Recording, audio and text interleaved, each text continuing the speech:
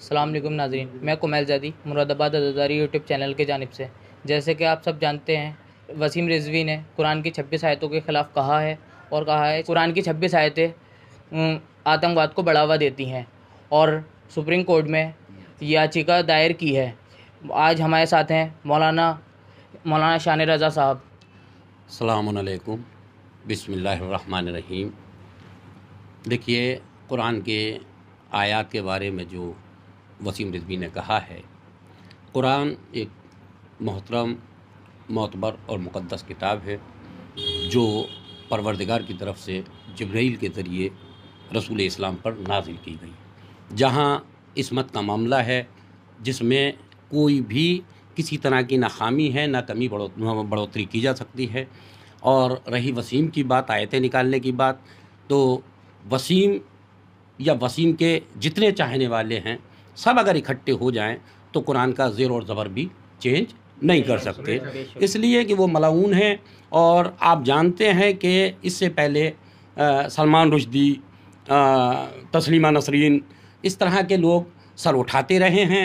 वसीम भी इन्हीं में से एक नुमाइंदा है शैतानियत का, जिसने कुरान हकीम जैसी मोतबर और मुक़द्दस किताब के बारे में आयात निकालने की बात की, जबकि वो जानता है कि कुरान बहुत मोतबर और मुक़द्दस किताब है।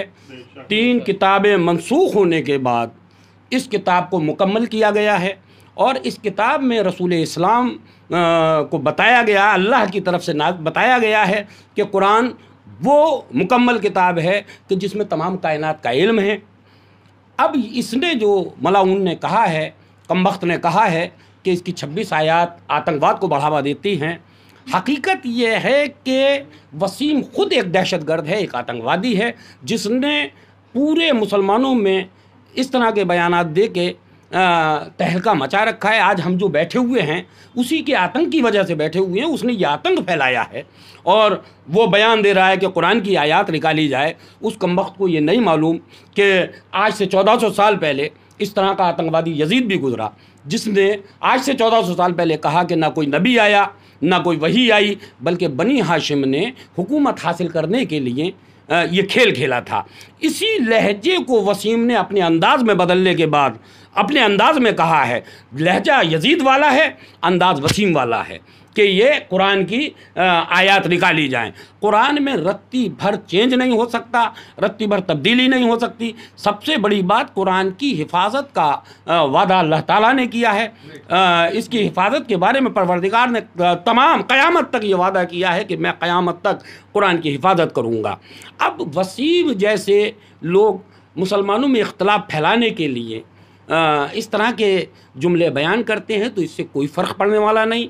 और दूसरी चीज़, वसीम ने कहा कि हज़रत अबू बकर, हज़रत उमर और हज़रत उस्मान के ज़माने में इनमें आयात बढ़ाई गई, तो इसके बाद हज़रत अली खलीफा बने। अगर ऐसा था तो हज़रत अली, जब हम ये मानते हैं कि अली आदिल इमाम हैं, तो उन्हें मुखालफत करना चाहिए थी। उसके बाद शियों के 12 इमाम और गुज़रे, किसी भी इमाम ने कुरान के बारे में इस तरह का कोई बयान नहीं दिया कि इसमें आयात का इजाफ़ा किया गया या आयात बढ़ाई गई। और दूसरी चीज़, आज हम देख रहे हैं कि हम उस खानवादे से ताल्लुक़ रखते हैं, उस खानवादे के मानने वाले हैं कि जहाँ इल्म की रोशनी मिलती है, जहाँ से हम लोगों को इल्म हासिल होता है। अब अगर ऐसा कहीं होता तो आइम्मा कहीं ना कहीं बोलते। दूसरी चीज़, हमारी कौम के मराजा इकराम हैं, हमारे उलमा इकराम हैं, किसी ने कोई बयान नहीं दिया। ये यजीद की नस्ल का आदमी है, यजीद ही आदमी है, इसने इस तरह का बयान दिया। दूसरी चीज़, जब कोई मुसलमान अल्लाह, रसूल और कुरान के बारे में मार्फत रखने के बाद अगर इसके ख़िलाफ़ बोलता है तो समझ लीजिए कि उसकी माँ ने कोई ना कोई खलल किया है, वरना हलाली आदमी, हलाली मुसलमान इस तरह का बयान ना अल्लाह के ख़िलाफ़ दे सकता है, ना कुरान के ख़िलाफ़ दे सकता है, ना अहले बैत ताहिरीन के ख़िलाफ़ दे सकता है। अब रही वसीम की बात, तो वसीम का जुमला हकीकत यह है कि वो इस जुमले के बाद वो वाजिबुल क़त्ल है, लेकिन चूँकि हम हिंदुस्तान के क़वानीन का एहतराम करते हैं, इज़्ज़त करते हैं, अब हमारे आइम्मा ने भी कहा कि जिस मुल्क में रहते हो वहाँ के कानून को मानो, उस पर अमल करो, तो हम इसके मुताबिक अमल कर रहे हैं। आज हम लोग यहाँ इसीलिए इकट्ठे हुए हैं, अवाम में गम गुस्सा है इसके जुमले पे, इस बयान पे।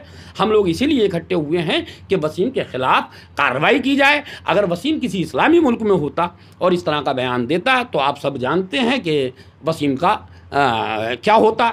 इसलिए कि शरीयत ऐसे लोगों के बारे में शरीयत बड़ी सख्ती के साथ पेश आती है और वो वाजिबुल कत्ल होते हैं। लेकिन चूँकि हम हिंदुस्तानी कानून के पर अमल करते हैं और इसके ख़िलाफ़ हम कार्रवाई करने की तैयारी कर रहे हैं। बहुत जल्द हम वसीम के ख़िलाफ़ मुकदमा दायर करेंगे और FIR कराएंगे। इसीलिए हम लोग यहाँ इकट्ठे हुए हैं और इसके ख़िलाफ़ कार्रवाई